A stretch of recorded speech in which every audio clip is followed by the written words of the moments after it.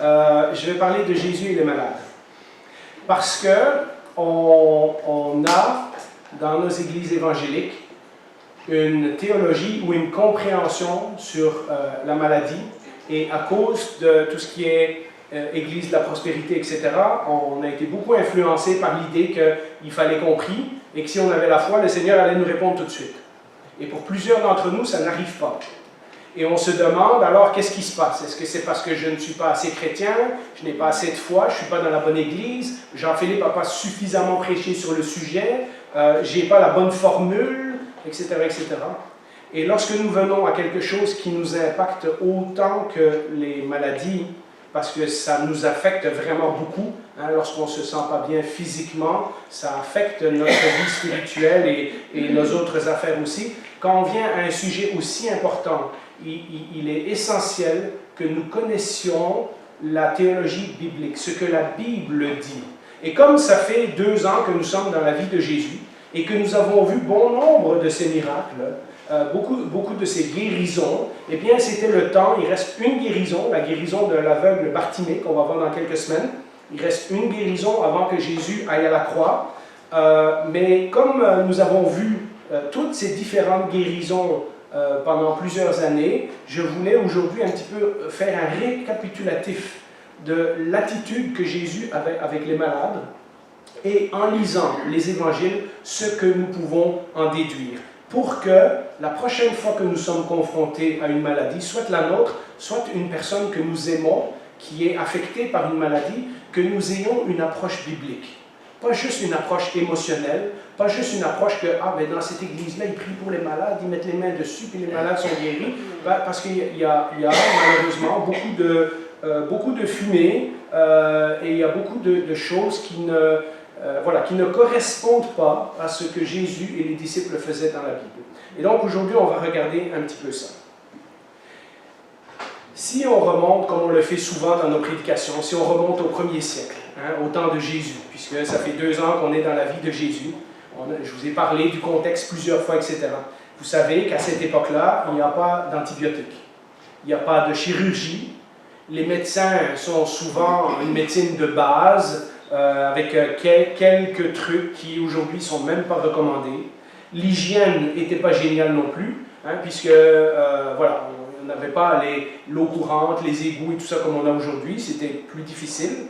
Et on lira à plusieurs reprises dans la Bible qu'il y avait aussi des charlatans, des magiciens, des gens comme ça, des gens qui faisaient des incantations, des gens qui pensaient que toutes les maladies étaient dues aux démons et ces choses-là. Et donc la médecine du temps de Jésus est très très peu développée par rapport à ce qu'on peut connaître aujourd'hui. Et on peut bien imaginer que quelqu'un qui se blessait en travaillant, ben, sa blessure, il la traînait avec lui. Si quelqu'un perdait un doigt parce qu'il était charpentier, ben, voilà, il n'y avait aucune façon de le sauver. Si quelqu'un devenait aveugle suite à une infection, ben, il n'y avait aucun moyen de recouvrer la vue, etc. La médecine était très rudimentaire. Et donc, ça faisait partie de la vie. Et le monde dans lequel Jésus arrive est un monde où la maladie, les blessures et ces choses-là sont omniprésentes, peut-être beaucoup plus que dans notre société aujourd'hui, parce que justement, il n'y a pas tous les soins que nous, on a. Ça affectait évidemment, comme encore aujourd'hui, souvent les gens des classes les plus défavorisées, mais parfois même les gens riches devenaient pauvres à cause de leur maladie. Vous vous rappelez cette histoire dans Marc 5, au verset 25? Cette femme qui était atteinte d'une hémorragie depuis 12 ans, elle avait beaucoup souffert entre les mains de nombreux médecins, elle avait dépensé tout ce qu'elle possédait, mais cela n'avait servi à rien, au contraire, son état avait plutôt empiré. Donc, on a parlé de cette histoire. Et vous vous rappelez que cette personne avait été malade, elle ne trouvait aucune solution. Et puis, bon, voilà, la Bible nous dit qu'elle avait même dépensé sa fortune. Une des choses qu'on a vues, c'est que Jésus non seulement guérit ces gens-là, mais il les touche. Hein, des gens qui avaient des maladies, des infections, etc., ils étaient souvent exclus de par leur maladie, surtout des maladies comme la lèpre et d'autres, parce que si on les touchait, alors on était impur. On ne pouvait pas aller au temple, on ne pouvait pas aller à la synagogue. Fait que vous imaginez qu'en plus d'avoir une maladie, en plus on n'a pas beaucoup de compassion de la part de notre société. On est un peu exclu. Ah, toi tu es malade, reste chez vous. Viens pas autour de nous parce que ça va affecter notre vie. On ne pourra pas aller à la synagogue ou au temple. Et donc, il y avait beaucoup de privations pour quelqu'un qui était malade. Il y avait même des lois dans l'Ancien Testament qui disaient qu'une personne qui avait ça ou ça ou ça ou ça ne pouvait pas être en contact avec le reste du peuple. Donc, c'était une période difficile. Il y avait aussi une conséquence alors sur la vie spirituelle, puisque cette femme qui était atteinte d'une perte de sang depuis 12 ans n'a pas été à la synagogue, puisqu'elle était impure tout le temps. Et donc ça avait ces conséquences-là. Et puis il y avait, comme on l'a vu dans plusieurs passages, mais ce n'est pas toujours le cas, et c'est pour ça que je vous disais qu'il faut avoir une théologie biblique, il y avait certains cas où la maladie était due à des démons. Là, on a vu une autre histoire dans Jean 9, à propos de l'aveugle de naissance, où les gens pensaient que c'était à cause d'un péché que la personne était malade. Vous vous rappellerez, Jean 9, versets 2 et 3, Jésus vit en passant un homme aveugle de naissance. Ses disciples, qui pourtant sont presque depuis 3 ans avec Jésus et qui ont vu Jésus témoigner beaucoup de compassion envers les gens, ses disciples lui posèrent cette question, « Maître, qui a péché, cet homme ou ses parents, pour qu'il soit né aveugle ?» Donc, ils font clairement le lien entre le péché et la maladie. Ils supposent, comme les amis de Job, que si ça ne va pas, c'est que cette personne-là a quelque chose de croche dans sa vie. Jésus répondit, ce n'est pas que lui ou ses parents aient péché, mais c'est afin que les œuvres de Dieu soient révélées en lui, ou afin que la gloire de Dieu se manifeste. Et ça, c'est comme toute une affirmation. Et tu es en train de me dire que Dieu a permis que quelqu'un soit malade depuis sa naissance, juste pour que la gloire de Dieu soit manifeste. Eh bien, oui, nous reviendrons à ce point-là dans quelques minutes. Si on prend toutes les guérisons individuelles de Jésus, dans les 4 évangiles, on en recense 35. Il y a 35 histoires qui nous sont racontées de Jésus qui guérit une personne en particulier, et une histoire avec les 10 lépreux qu'on a vu il y a quelques semaines. Mais les récits nous disent que Jésus a en fait guéri des milliers de personnes. Jean nous a dit que tous les miracles de Jésus ne rentreraient pas dans tous les livres du monde. Et donc on sait que Jésus a fait beaucoup plus que les 35 histoires qui nous sont décrites dans la Bible. Si on lit, mais c'est dans Matthieu, dans Marc et dans Luc et dans Jean, on en voit partout, mais Marc 6, verset 53, « Après avoir traversé le lac, ils arrivèrent dans la région de Génézareth et y abordèrent. Dès qu'ils furent sortis de la barque, les gens reconnurent Jésus et parcoururent tous les environs. Ils se mirent à apporter les malades sur des brancards, là où ils apprenaient sa présence. Partout où il arrivait, dans les villages, dans les villes ou dans les campagnes, on mettait les malades sur les places publiques et on le suppliait de leur permettre seulement de toucher le bord de son vêtement. Tous ceux qui le touchaient étaient guéris. Et donc nous voyons dans cette histoire que Jésus guérissait toutes sortes de gens, de toutes sortes de façons, tout le temps. Au début de son ministère, avant qu'il commence à s'isoler avec ses disciples dans la région de Césarée de Philippe, et puis qu'il commence à s'éloigner vers la Judée pour les derniers 6 mois de sa vie. Pendant les 2 premières années de son ministère, Jésus a passé son temps à parcourir la Galilée, et en plus de prêcher la parole de Dieu, il guérissait aussi les gens. Et les guérisons vont aller en diminuant au fur et à mesure qu'on avance dans les évangiles. D'ailleurs, une des choses qui est étonnante, c'est que les adversaires de Jésus n'ont jamais contredit ces miracles. On se serait attendu, si Jésus n'était pas un vrai guérisseur, qu'à son procès, par exemple, les gens disent « Ah, il dit qu'il a guéri des gens, mais nous, on sait bien que lui est encore aveugle et lui est encore handicapé, etc. » Au contraire, ils n'ont jamais fait ça. Pourquoi? Parce que les guérisons étaient vraies. Mais ce qu'ils ont fait, c'est essayer de dire que les guérisons ne venaient pas de Dieu, mais qu'elles venaient de Satan. Vous vous rappelez cet épisode où ils accusent Jésus de faire ça par la force de Belzébul. Et donc, ils ont essayé de dire que Jésus ne faisait pas ça au nom de Dieu. Et la question, lorsqu'on lit, lorsqu'on fait ce résumé de toutes les histoires qu'on a vues, c'est pourquoi Jésus faisait des guérisons? Pourquoi Jésus n'a pas juste prêché? Pourquoi Jésus n'a pas juste été aux gens, comme Jean-Baptiste faisait, de dire « repentez-vous parce que le jugement est proche et puis la hache est bientôt sortie, l'arbre va être coupé et si vous ne vous repentez pas, vous serez jeté au feu avec le reste des branches qui ne sont pas bonnes. » Pourquoi Jésus a fait des guérisons? Eh bien, je vais reparler des miracles dans quelques semaines, des autres miracles, et il y a d'autres raisons qu'on va rajouter, mais au moins pour aujourd'hui, je voulais vous laisser 5 raisons.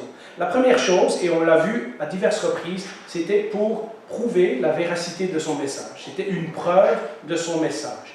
Si quelqu'un dit qu'il fait une guérison au nom de Dieu et que la guérison arrive, eh bien alors les gens pouvaient sauter à la conclusion que « Ah, cet homme-là vient vraiment de Dieu ».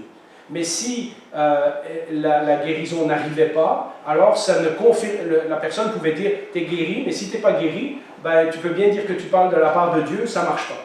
Et c'est un peu ce qu'on voit dans la vie de Jésus. La compréhension populaire, et ça c'était basé sur certains textes qu'on voit parfois dans l'Ancien Testament, c'était que Israël était encore sous le jugement de Dieu. Le fait qu'il n'y avait pas de roi sur le trône de David depuis l'exil, c'est que le peuple n'était pas tout à fait redevenu ce qu'il devait être, le peuple de Dieu. Et donc il se sentait sous le jugement de Dieu. Et il pensait que Dieu envoyait le prince des démons pour causer des maladies aux gens, pour justement juger le peuple, pour punir le peuple, pour éprouver le peuple de Dieu. Mais que quand le Messie viendrait, ben le Messie mettrait fin à tout ça. Hein, et que le Messie détruirait le pouvoir du prince des démons. Et au début des évangiles, quand nous voyons Jésus qui arrive et quand nous voyons ce que Jésus dit et ce que Jean-Baptiste dit, c'est qu'en fait, maintenant, le royaume est arrivé.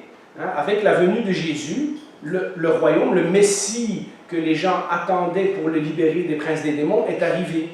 Vous vous rappelez, on a parlé plusieurs fois de ce passage dans Luc 4, lorsque Jésus rentre dans la synagogue et qu'il cite la prophétie d'Ésaïe, mais Matthieu dit la même chose dans Matthieu 11,5.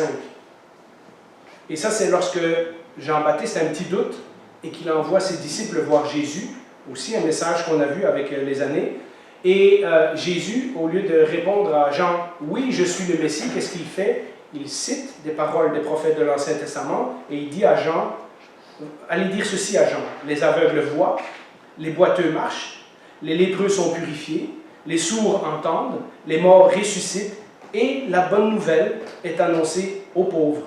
Heureux celui pour qui je ne représenterai pas un obstacle. » Et donc Jésus se confirme comme ce Messie qui a été promis par les prophètes et dont les signes, la preuve, puisqu'on est en train de parler de la preuve de son message, et dont la preuve qu'il est envoyé par Dieu serait toute cette quantité de guérison. Dans le Nouveau Testament, en particulier dans le livre des Jean, les miracles sont appelés des signes. Ces signes étaient la preuve que le règne, le futur royaume de Dieu que les Juifs attendaient, était arrivé et qui était déjà actif maintenant dans le présent. Ce n'est pas comme si Jésus est venu dire « Je vous annonce le royaume de Dieu, mais un jour vous serez guéris. » Jésus guérissait les gens au fur et à mesure pour leur montrer qu'avec lui, le royaume de Dieu était véritablement arrivé. Une partie de cette bonne nouvelle, c'était le pardon des péchés et le salut. Et c'est sur ça que les apôtres vont insister dans leurs épîtres et dans leurs lettres. Les apôtres parlent extrêmement peu de guérison, mais ils parlent beaucoup du pardon des péchés, puisque ça c'est le message le plus important. Hein? Le royaume de Dieu, on y entre en étant né de nouveau, en étant pardonné de nos péchés, pas en étant guéri d'une maladie physique. Mais la guérison des maladies physiques servait à prouver ce message, à prouver que Jésus était vraiment envoyé par Dieu. Et l'autre partie de cette bonne nouvelle, pourquoi Jésus faisait des guérisons, c'est qu'en réalité, Jésus est en train de remonter jusqu'à la promesse de Genèse chapitre 3, lorsque Dieu a dit à Adam et Ève, de votre descendance naîtra quelqu'un qui va écraser la tête du serpent. Et les guérisons de Jésus sont en train de montrer au peuple d'Israël que Jésus est plus fort que le prince des ténèbres, que le prince des démons. Et donc, vous voyez, il y a ce pardon des péchés, oui, mais il y a aussi ces guérisons physiques qui démontrent que le message de Jésus est complet. Les guérisons de Jésus sont un début de réalisation que Satan est en train de perdre. Et ça, c'est important de le garder en tête. Ça explique pourquoi dans le reste du Nouveau Testament, lorsque Jésus remonte au ciel et lorsque les apôtres ont établi l'Église, ça explique pourquoi après, les guérisons disparaissent petit à petit. et qu'à la fin du Nouveau Testament, on ne voit plus de guérisons spectaculaires comme dans la vie de Jésus ou dans le livre d'Actes des Apôtres. Parce qu'on a un aperçu de ce que le royaume est, on a un aperçu que Jésus est en train de vaincre Satan, mais ce n'est pas encore 100% réalisé, je vous en reparle dans quelques minutes. Pour la plupart des gens, au temps de Jésus, quand ils étaient guéris, ils étaient guéris immédiatement, mais plusieurs fois, nous voyons que Jésus insiste que le pardon des péchés est plus important que la guérison que les gens viennent de recevoir. Et d'ailleurs, nous verrons à de nombreuses reprises des gens qui ont eu des guérisons, qui ne sont pas nécessairement devenus des disciples de Jésus. Et donc, le message reste important. Le pardon des péchés, c'est le plus important. La guérison, c'est un bonus, si on veut. La Bible décrit la maladie, la souffrance, la mort et tout ça comme des conséquences de la chute de l'humanité. Pour les Juifs qui avaient lu Genèse 1, 2, 3, ils savaient très bien que tout ça, ça venait des conséquences de Adam et Ève. Et en guérissant ces afflictions, Jésus montre que, ultimement, le royaume qu'il est en train d'annoncer, ce n'est pas juste une bonne morale et avoir une bonne vie devant Dieu, etc. Ce royaume apporte une véritable défaite de la puissance des ténèbres. Et puisque Satan est responsable d'une partie des maladies et des malédictions et des malheurs qui nous atteignent, eh bien, en guérissant, Jésus montrait qu'il était plus fort que Satan. La guérison physique n'était qu'un signe de la réalité de la foi. Donc la guérison physique dans le temps de Jésus, ce n'est pas le but recherché. La venue de Jésus n'est pas juste pour guérir des gens, d'accord? Et lorsqu'on comprend ça, on comprend que le message le plus important, c'est le pardon des péchés et non pas la guérison de nos bobos. Parce qu'on en a, on peut prier, on peut demander au Seigneur, mais la chose la plus importante dans le message de Jésus, c'était d'être réconcilié avec Dieu. Ça va? Les miracles de Jésus sont uniques. Et c'est pour ça que je vous disais tantôt que ce qu'on voit aujourd'hui dans les églises de la prospérité ne correspond pas à ce que Jésus faisait. Je vous l'ai fait noter à plusieurs reprises. Quand les gens prient pour quelqu'un pendant 45 minutes, c'est pas normal. Jésus parlait, il touchait la personne était guérie tout de suite. Et elle était guérie pour le reste de sa vie. Elle ne retombait pas malade de la même maladie. Et la mission que Jésus nous a donnée, si vous vous rappelez bien, lorsqu'il est parti, il ne nous a pas dit de guérir les gens ou de prier pour la guérison des gens. Il nous a dit de prêcher la bonne nouvelle et de faire des disciples. La mission principale, vous pouvez fouiller partout dans le Nouveau Testament, il n'y a aucun endroit qui nous dit que notre mission principale, c'est que les gens soient bien dans leur peau aujourd'hui. La mission principale de l'Église, c'est d'être témoin de Jésus-Christ. Alors, nous pouvons demander à Jésus qu'il nous guérisse. D'ailleurs, il y a très peu de guérisons dans l'Ancien Testament, il y en a énormément dans le Nouveau Testament en comparaison, et nous pouvons prier pour des guérisons. Mais ça, ce n'est pas la même chose que ce que Jésus et les disciples faisaient. Jésus a guéri plein de gens qui ne l'ont même pas prié, il a guéri des gens à distance, il a guéri des gens qui ne sont pas venus lui dire merci après, il a guéri des gens qui ne se sont pas convertis, il y avait d'autres raisons pourquoi Jésus guérissait. Nous pouvons demander à Dieu qu'il nous guérisse de certaines conditions. Et il peut choisir de le faire ou de ne pas le faire. Mais nous ne trouverons pas dans les évangiles, si vous lisez toutes les guérisons de Jésus, vous verrez qu'elles sont toutes tellement différentes de l'une à l'autre qu'on ne peut pas trouver une formule qu'on peut dire qu'à chaque fois qu'on fait ça, ou qu'on prie comme ça, ou qu'on a cette attitude-là, Dieu est obligé de nous répondre et il va nous guérir. On ne trouve pas ça dans le Nouveau Testament.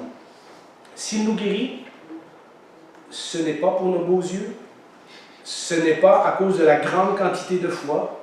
Si Dieu choisit encore de guérir des gens aujourd'hui, et je sais qu'il l'a fait dans ma vie, il l'a fait avec plusieurs d'entre vous, à plusieurs reprises.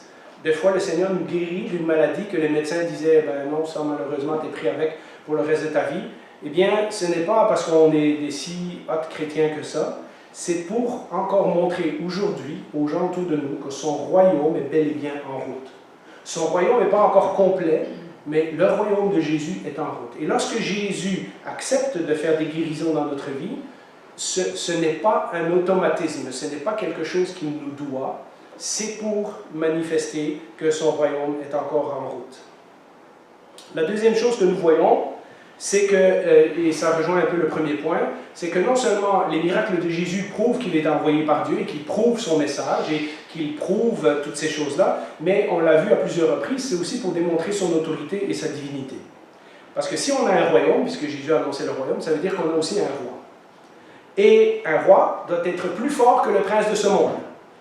Et donc les guérisons de Jésus démontraient non seulement qu'il était envoyé par Dieu, mais même qu'il était le Fils de Dieu. Fils de Dieu avec un F majuscule, puisque les Juifs acceptaient qu'ils étaient les enfants de Dieu, mais personne n'osait s'appeler le Fils de Dieu, hein, parce que sinon ça voulait dire qu'il était égal en nature avec Dieu lui-même. Mais Jésus ne se considère pas simplement comme le Messie qui a été promis dans l'Ancien Testament, ou le serviteur de Dieu, ou le plus grand des prophètes, ou quoi. Jésus affirme à de nombreuses reprises qu'il est le Fils de Dieu lui-même. Hein. Il parle de toute cette relation qu'il a avec son Père, etc. Et donc, il démontre par ses miracles aussi sa divinité. Parce que si quelqu'un prétend non seulement venir de Dieu, mais prétend être Dieu lui-même, mais qu'il n'est pas capable de faire des miracles, ça détruit sa validité. On va dire, mais non, il n'a pas vraiment l'autorité sur des choses comme la maladie, etc. Donc comment est-ce qu'il peut prétendre être Dieu? Vous vous rappelez un autre passage qu'on a étudié dans Jean 5, 36, lorsque Jésus parle des choses qui témoignent en sa faveur, une des choses qu'il mentionne, ce sont les miracles qu'il a accomplis. Pour ma part, j'ai un témoignage plus grand que celui de Jean. Ce sont les œuvres que le Père m'a donné d'accomplir. Donc nous comprenons que Dieu avait décidé d'avance d'un certain nombre de miracles et de guérisons et que Jésus accomplit cela au nom de son Père. Ces œuvres même que je fais témoignent à mon sujet que c'est le Père qui m'a envoyé. Et donc Jésus lui-même dit « Je suis qui je prétends être et les miracles que je fais le démontrent. » Et de nouveau, je vous rappelle que ni ces guérisons, ni ces autres miracles n'ont pu être contredits par les pharisiens. Au contraire, ils ont cherché toutes sortes d'autres excuses pour l'accuser, mais pas sur ces miracles. Ah, il a menti. Il n'a pas vraiment multiplié 5000 pains. Ah, il n'a pas vraiment guéri telle personne. Non. Pourtant, si Jésus avait été un faux, on se serait attendu que les pharisiens sautent sur l'occasion et qu'ils amènent des gens qui n'avaient pas été guéris par Jésus et qu'ils exposent Jésus comme un charlatan. Or, aucun de ses ennemis n'est capable de faire ça. Nous en reparlerons quand on va parler des autres miracles. Jésus avait toute autorité sur le monde physique, hein, on l'a vu calmer des tempêtes et multiplier des pains, mais aussi sur le monde spirituel. En guérissant des maladies incurables comme la lèpre ou comme l'aveugle de naissance, Jésus démontrait qu'aucune conséquence de la chute ne pouvait lui résister. Si Jésus est vraiment en train de venir annoncer le royaume de Dieu, ce royaume qui va remettre le monde à l'endroit comme il aurait dû être dans Genèse chapitre 1 et 2, si Jésus est vraiment ce personnage qui vient rétablir le royaume de Dieu sur terre, alors il doit être capable de être plus fort que chacune des conséquences du péché qu'on pourrait imaginer. Et ces guérisons et ces miracles sont une preuve de ça. En chassant les démons, qui étaient parfois la cause de certaines maladies, on a quelques histoires qui nous disent que c'est un démon qui causait cette maladie dans la personne. Il démontrait qu'il y avait totale autorité sur le monde spirituel. Jésus n'était pas juste un guérisseur physique, Jésus chassait aussi les démons. Et donc il montrait qu'il était aussi capable de guérir le cœur et la vie spirituelle des gens, transformer leur vie, etc. L'histoire peut-être la plus représentative de ces deux aspects, c'est celle du paralytique qui est amené par ses amis. Vous vous rappelez, dans ce récit, Jésus fait explicitement le lien entre l'autorité de guérir une maladie physique et l'autorité de pardonner les péchés. Vous vous rappelez, dans Marc 2, versets 6 à 12, il y avait là quelques spécialistes de la loi qui étaient assis et qui se disaient en eux-mêmes « Pourquoi cet homme parle-t-il ainsi? Il blasphème. Qui peut pardonner les péchés si ce n'est Dieu seul ?»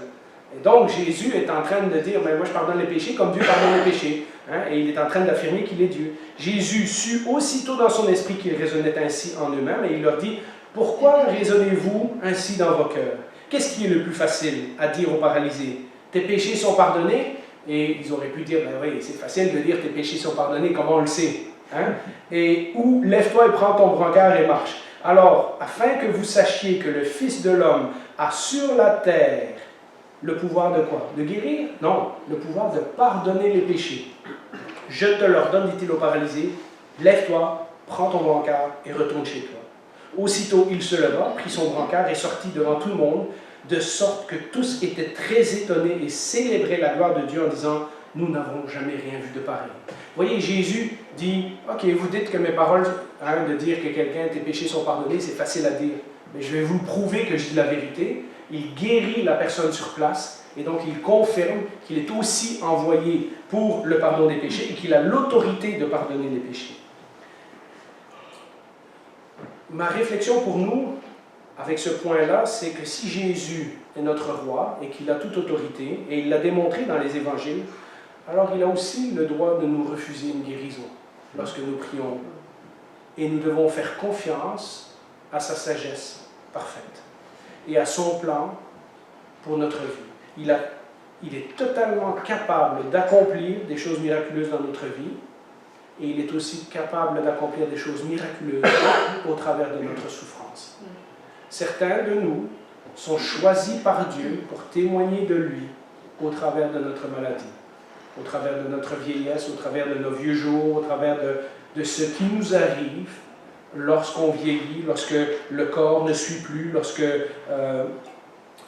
les temps difficiles arrivent. Et certains d'entre nous, Dieu va choisir de les guérir et on va aussi témoigner de lui. Et on va témoigner de la guérison et on va rendre gloire à Dieu. Et à d'autres, eh bien, on va rendre gloire à Dieu d'une autre façon. Et c'est pour ça que lorsque ma maladie s'est déclenchée, plusieurs frères de l'Église m'ont appelé pour dire qu'ils allaient prier pour moi. Et j'ai dit, ne priez pas nécessairement que le Seigneur me guérisse, mais priez pour que sa volonté s'accomplisse dans ma vie. Si le Seigneur peut m'enseigner au travers de la souffrance des choses que je n'aurais jamais compris autrement, je ne veux pas qu'il enlève cette maladie. Ça, c'est pas moi qui parle en passant. Ça, c'est tellement contre ma nature que je savais que ça venait du Seigneur. Mais si le Seigneur veut faire quelque chose et me guérir, je sais qu'il peut le faire. Est-ce que ça va contribuer à sa gloire? Moi, je ne le sais pas. C'est son plan, c'est ces choses. Et si nous regardons la vie de Jésus, bien, nous voyons à plusieurs endroits que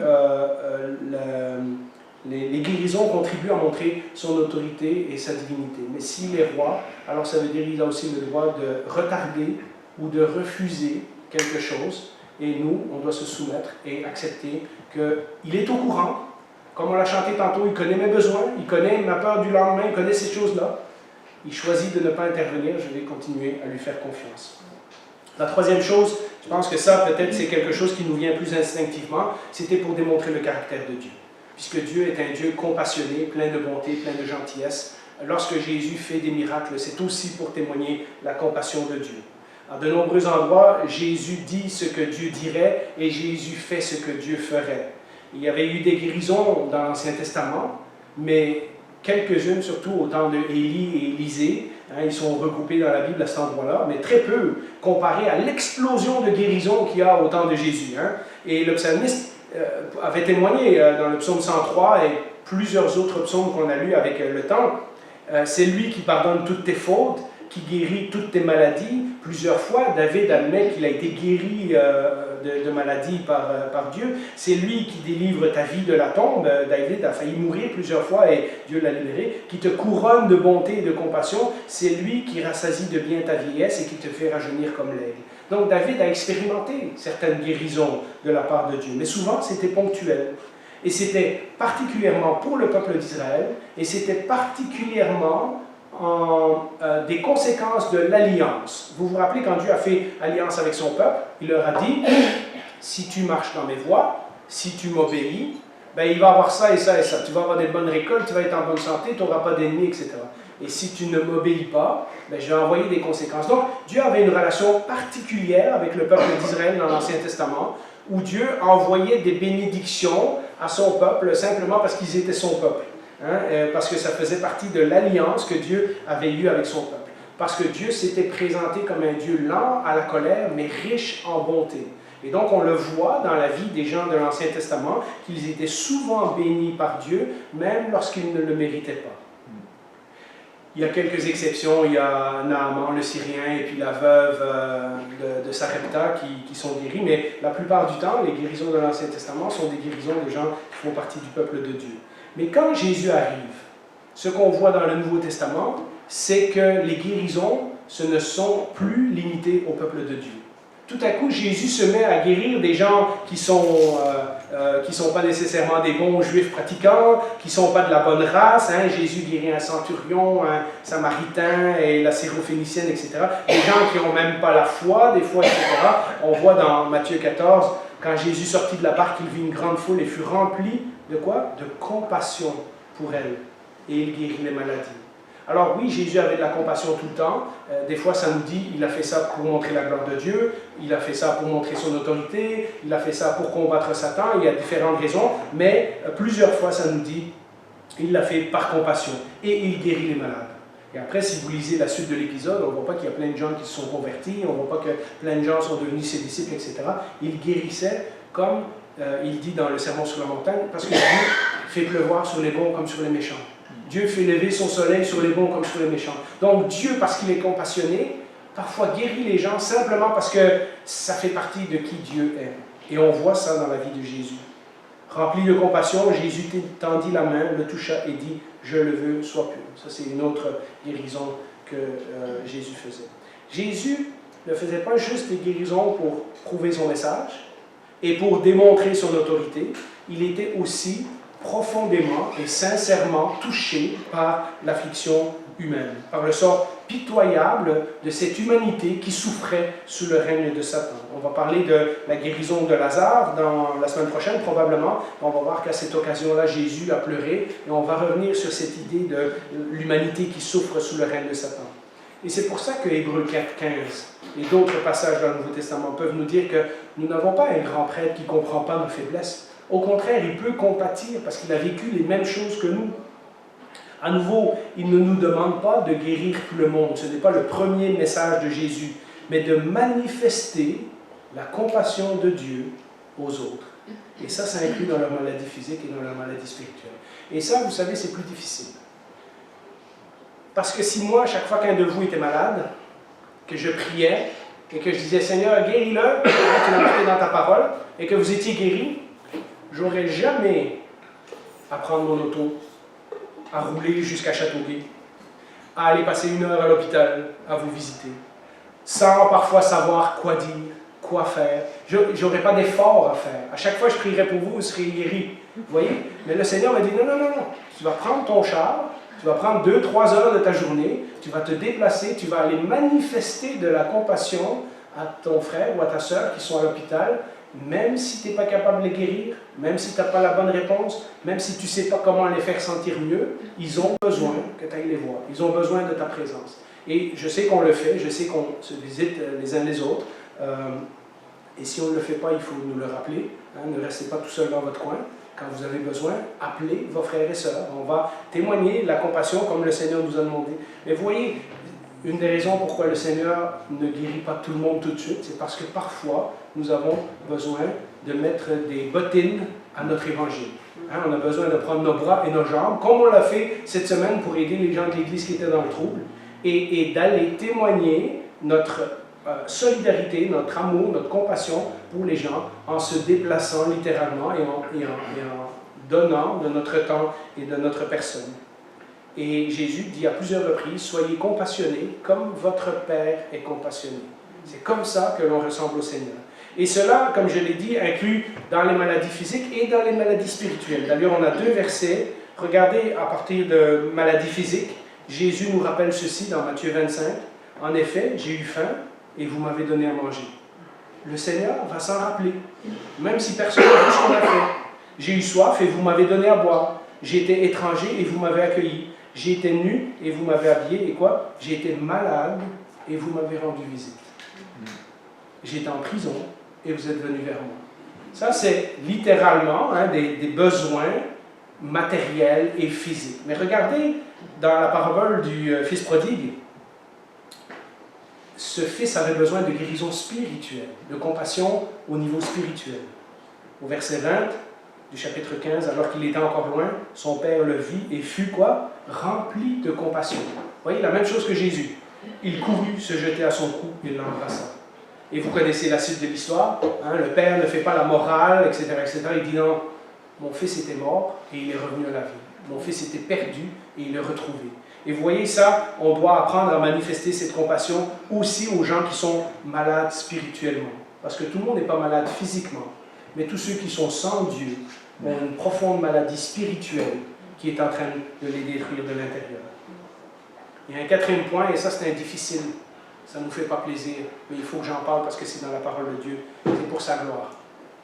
Le Seigneur fait des guérisons pour sa gloire. Je l'ai dit tout au début, pas par contre pour mes beaux yeux, pas parce que j'ai la bonne dose de foi, pas parce que je vais dans la bonne église. Nous avons vu dans l'histoire de l'aveugle de naissance que Jésus explique que cet homme est aveugle non pas à cause de ses péchés ou des péchés des parents, mais pour que Dieu manifeste ses œuvres au travers de lui. En d'autres mots, pour que le monde voit Dieu à l'œuvre lorsqu'il va guérir cette personne-là, pour la gloire de Dieu, pour la publicité de Dieu, pour mettre Dieu en avant. Nous lisons à de nombreuses reprises, et j'en ai pris qu'un verset dans Matthieu 15, une grande foule s'approcha de lui, il y avait parmi eux des boiteux, des aveugles, des muets, des estropiés et beaucoup d'autres malades. On les amena aux pieds de Jésus et il les guérit. De sorte que la foule était émerveillée de voir les muets parler, les estropiés étaient guéris, les boiteux marchaient, les aveugles voir, et elle célébrait la gloire du Dieu d'Israël. À plusieurs reprises, les gens, lorsqu'ils voient une guérison dans la Bible, sont poussés vers Dieu de dire « Waouh, ce Dieu-là, il est quand même extraordinaire. » Tout ce que Jésus faisait, c'était pour glorifier le Père. Et le Père le lui rendait bien parce que, en retour, le Père glorifiait aussi Jésus. Vous vous rappelez dans Jean 2, lorsqu'il va aux noces de Cana et qu'il change l'eau en vin, on lit ceci: tel fut à Cana en Galilée, le premier des signes miraculeux que Jésus fit, il manifesta sa gloire et ses disciples crurent en lui. Donc il y avait la gloire de Dieu, mais automatiquement, puisque Jésus est le Fils de Dieu, il y avait aussi la gloire de Jésus. Et c'est en voyant la gloire de Jésus que les disciples ont cru en lui. Ils ont vu quelque chose d'extraordinaire dans ce Jésus qui ne ressemblait à aucun des guérisseurs, à aucun des prophètes, à aucun des enseignants, à aucun des personnages qu'ils avaient vus dans la Bible avant. Jésus, il y avait quelque chose d'extraordinairement unique. Malheureusement, et de nouveau, on doit tenir compte de ça dans notre théologie et dans notre compréhension de la maladie. Beaucoup de gens qui ont reçu une guérison n'ont pas rendu gloire à Dieu. Beaucoup de gens ont simplement pris les guérisons et sont partis. Beaucoup de gens ne sont même pas devenus des disciples de Jésus. Donc, nous devons faire attention quand nous entendons ce message de certaines églises ou de certains de nos frères et sœurs bien intentionnés qui nous disent que oui, on devrait prier pour les guérisons, on devrait imposer les mains, parce que plus qu'il y aurait de guérisons, plus que les gens seraient convaincus que Dieu existe et ils viendraient à l'église. Ça ne marche pas comme ça, les amis. Souvent, les gens vont venir à l'église comme ils venaient à Jésus parce qu'ils reçoivent du pain gratuit. Et ça ne fait pas nécessairement d'eux des disciples. Donc, il ne faut pas sauter à la conclusion que si tout le monde dans l'église était en bonne santé, waouh, les gens viendraient et ils diraient, waouh, ces chrétiens-là, on veut tous devenir chrétiens. Ce n'est pas vrai. Jésus, qui était le plus grand prédicateur qui a jamais existé, eh bien, il y a plein de gens qui ont reçu des guérisons, qui ont reçu du pain de ses mains et qui n'ont pourtant, qui ne sont pas devenus ses disciples.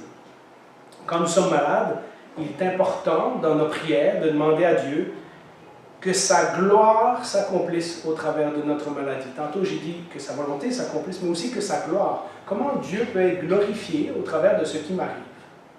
Wow, ça c'est difficile. J'aimerais bien mieux qu'il me guérisse. Mais s'il choisit de ne pas le faire, comment je fais pour ne pas rouspéter, pour ne pas pleurnicher, pour ne pas donner un mauvais témoignage à Dieu? Parce que des fois, on est fâché après le Seigneur et on lui en veut, et donc notre témoignage n'est pas à la hauteur de ce qu'il pourrait être. Comment je fais pour que sa gloire s'accomplisse, même au travers de ma maladie, ou n'importe quelle circonstance difficile qu'on vit? Si Dieu veut l'enlever afin que je puisse témoigner de lui, parfait. Je serai le premier à le dire. Mais si Dieu me laisse cette maladie pour tester ma foi, pour me pousser à le prier plus, pour me rapprocher de lui en éliminant toutes les choses qui ne sont pas utiles, pour me rendre plus sain, ou pour être capable de comprendre les autres qui souffrent, alors au final, c'est son plan. Et son plan, je dois accepter qu'il est parfait. Et il y a un dernier point, Et je vais vous laisser avec ça parce que ça, c'est le point qui donne de l'espoir. La raison que Jésus faisait des guérisons, c'était pour pointer au monde futur.